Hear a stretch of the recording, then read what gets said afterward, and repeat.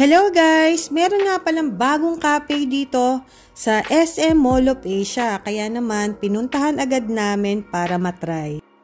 Ito nga pala yung After 3 Dessert Cafe. So, ito yung pinakamalaking branch ngayon nila at palagi silang merong malaking tree sa gitna. O, diba?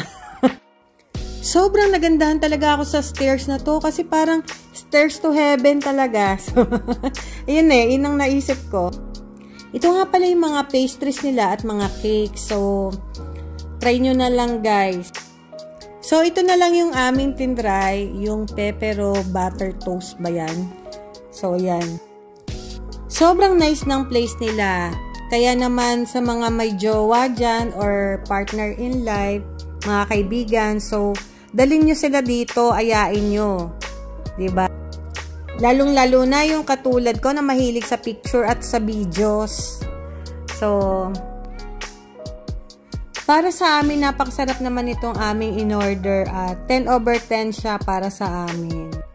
Bali good for sharing na nga pala siya dahil nakakabusog. So, isa lang yung in-order namin dahil hindi pa namin siya naubos at saka 3 frap. Ang in-order nga pala namin ay pure matcha, Oreo at saka coconut mango. So, para sa akin, pinakamasarap yung Oreo. So, ito yung tinitikman ng asawa ko ay coconut mango. May real mango talaga siya, pero masarap din talaga. So, ayan guys.